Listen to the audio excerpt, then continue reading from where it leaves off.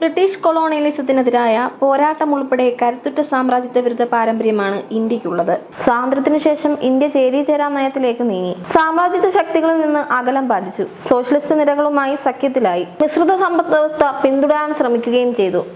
ബ്രിക്സിലെ ഇന്ത്യയുടെ നിലവിലെ പങ്കാളിത്തവും സാമ്രാജ്യത്വ വിരുദ്ധ ലക്ഷ്യങ്ങളുമായി കൂട്ടിച്ചേർക്കാനാകും. ബ്രിക്സിൽ നിന്ന് ചൈനയ്ക്ക് കൂടുതൽ നേട്ടമുണ്ടായിട്ടുണ്ട് എന്ന യാഥാർത്ഥ്യവും നിലനിൽക്കുന്നു. റഷ്യയുടെയും ചൈനയുടെയും സമീപകാല പ്രഖ്യാപനങ്ങൾ ഇക്കാര്യങ്ങൾ അടിവരയിടുന്നുമുണ്ട്. ഡോളറിനെ അന്താരാഷ്ട്ര കറൻസി സ്ഥാനത്ത് നിന്നും മാറ്റിസ്ഥാപിക്കാനുള്ള ബ്രസീലിന്റെ തീരുമാനം US സാമ്രാജ്യത്വത്തിന് വെല്ലുവിളി ഉയർത്തുന്നുണ്ട്. ശക്തമായ സമ്പദ് വ്യവസ്ഥയുള്ള ചൈന ലോകത്തിലെ നിർണായക ഉൽപാദന കേന്ദ്രമാണ്. ഇതും അമേരിക്കയെ അലോസരപ്പെടുത്തുന്നതാണ്. മുൻ സോവിയറ്റ് യൂണിയനും ഇപ്പോൾ റഷ്യയും US ആധിപത്യത്തിനും താൽപര്യങ്ങൾക്കുമെതിരായി നിലകൊള്ളുന്നു. അമേരിക്കൻ തൻപോരിമയെ ചെറുക്കുന്നു. തെക്കേ അമേരിക്കയിൽ കടന്നുകയറിയുള്ള അമേരിക്കയുടെ നയങ്ങളും ആധിപത്യവും ബ്രസീലിനെ USA വിരുദ്ധ ചേരിയിൽ സ്ഥാപിച്ചിരിക്കുന്നു. മിശ്ര സമ്പദ് വ്യവസ്ഥയും വികസിത സാമ്രാജ്യത്വ രാജ്യങ്ങളിൽ നിന്നുള്ള ധനസഹായവും സാങ്കേതിക വിദ്യയും ആശ്രയിക്കുകയും ചെയ്യുന്ന ഇന്ത്യക്ക് ചൈനയുമായി ദീർഘകാല അതിർത്തി തർക്കമുണ്ട്. അതിനാൽ ഇന്ത്യയെ പാട്ടിലാക്കാനുള്ള ഉന്നം എളുപ്പമെന്നാണ് US വിചാരം. ഇന്ത്യ ഭരിക്കുന്നത് സ്വാതന്ത്ര്യ സമര ചരിത്രമില്ലാത്ത, പോരാട്ട പാരമ്പര്യങ്ങളൊന്നുമില്ലാത്ത BJP സഖ്യമാണ്. അതിന്റെ മാതൃസംഘടനയായ RSS എല്ലായ്പ്പോഴും സോഷ്യലിസത്തിന് എതിരും അമേരിക്കയെ അനുകൂലിക്കുന്നവരുമാണ്. സാമ്രാജ്യത്വ വിരുദ്ധ പോരാട്ടവുമായി അവർക്ക് യാതൊരു ബന്ധവുമില്ല. ഇന്ത്യയുടെ ചേരിചേരാ നയങ്ങളെ എക്കാലവും അവർ വിമർശിച്ചിരുന്നു. ഇത്തരം ചിന്താധാരകളെ ചേർത്താൽ ചൈനയെ നേരിടാൻ ഇന്ത്യൻ ഭരണകൂടത്തെ സ്വാധീനിക്കാനാകുമെന്ന് അമേരിക്കൻ ഭരണാധികാരികൾക്ക് ബോധ്യമുണ്ട്.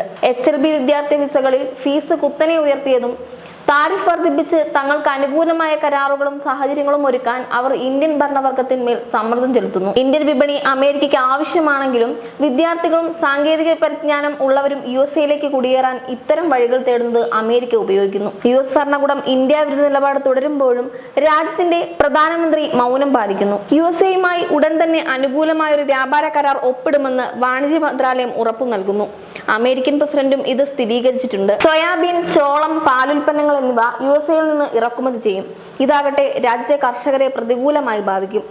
US സമ്മർദ്ദത്തിൽ കയറ്റുമതി നികുതികളിൽ നടപ്പാക്കിയ ഏറ്റക്കുറച്ചിലുകൾ രാജ്യത്തെ പരുത്തി കർഷകരെ പ്രതികൂലമായി ബാധിക്കുന്നു. ചൈനയുടെ ഉയർച്ച അമേരിക്കയുമായി ശക്തമായ ബന്ധം ആവശ്യപ്പെടുന്നു. അമേരിക്കയാകട്ടെ ഇന്ത്യയുമായുള്ള സാമ്പത്തിക ഇടപാടുകൾ സ്വന്തം താല്പര്യങ്ങൾക്ക് മാത്രം മുൻഗണന നൽകുന്നു. ഇന്ത്യൻ താല്പര്യങ്ങൾ സംരക്ഷിക്കുന്ന ഒരു വിദേശ നയത്തിന്റെ അനിവാര്യത ഇത്തരം സാഹചര്യങ്ങൾ ചൂണ്ടിക്കാട്ടുന്നു. BJP അധികാരമേറ്റതിനു ശേഷം ഇസ്രായേലുമായി പ്രതിരോധ ബന്ധം ശക്തിപ്പെടുത്തി. ഇന്ത്യയിൽ നിന്നുള്ള പ്രതിരോധ ഉൽപ്പന്നങ്ങൾ ഉപയോഗിച്ച് ഇസ്രായേൽ സൈന്യം ഗാസയെ ആക്രമിക്കുന്നു.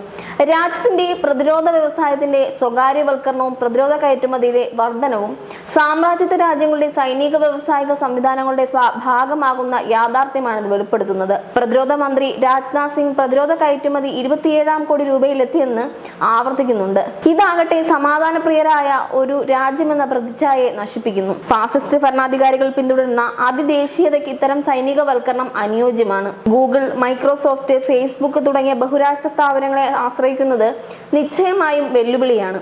രാജ്യം തദ്ദേശീയ സാങ്കേതിക വിദ്യ വികസിപ്പിക്കേണ്ടതുണ്ട്. അല്ലെങ്കിൽ പരസ്പര ബന്ധിതമായ വർത്തമാന ലോകത്തിൽ രാജ്യത്തിന്റെ പരമാധികാരം വിട്ടുവീഴ്ച ചെയ്യേണ്ടി വരും. രാജ്യത്തിന്റെ സ്വന്തം വിദേശ നയത്തെ ബാധിക്കുകയും ചെയ്യും. ചരിത്രപരമായ കാരണങ്ങളാൽ രാജ്യത്തിന്റെ പ്രതിരോധം മുൻ സോവിയറ്റ് നിലവിലുള്ള റഷ്യൻ സാങ്കേതിക വിദ്യകളെ ആശ്രയിച്ചിരിക്കുന്നു. ഇന്ത്യ ഒരു വലിയ പ്രതിരോധ വിപണിയാണ്. അമേരിക്കയും മറ്റ് സാമ്രാജ്യത്വ ശക്തികളും ഇതിൽ അവരുടെ പങ്ക് ആഗ്രഹിക്കുന്നു. അതിനാൽ റഷ്യയുമായുള്ള ബന്ധങ്ങളിൽ ഉലച്ചിൽ ലക്ഷ്യമിടുന്നു. രാജ്യത്തിന്റെ സ്വാതന്ത്ര്യം നിലനിർത്താൻ ഭരണകൂടം സമർത്ഥമായും കൗശലത്തോടെയും സഞ്ചരിക്കണം. ഷാങ്ഹായ് സഹകരണ യോഗത്തിനായി ചൈന സന്ദർശിക്കാനുള്ള ഇന്ത്യൻ പ്രധാനമന്ത്രിയുടെ സമീപകാല നീക്കം US സമ്മർദ്ദത്തെ ചെറുക്കുന്നതിനുള്ള ശരിയായ നീക്കമായിരുന്നു.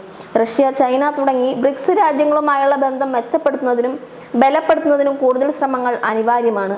അമേരിക്ക ഉൾപ്പെടെയുള്ള വികസിത രാജ്യങ്ങളുമായി ഇന്ത്യ ഒരു ഏറ്റുമുട്ടൽ മനോഭാവത്തിലാണെന്ന് ഇത് അർത്ഥമാക്കുന്നില്ല. എന്നാൽ പണ്ഡിറ്റ് ജവഹർലാൽ നെഹ്റുവിന്റെ കാലത്തേതുപോലെ രാജ്യത്തിന്റെ വിദേശ നയം സന്തുലിതമായിരിക്കണം.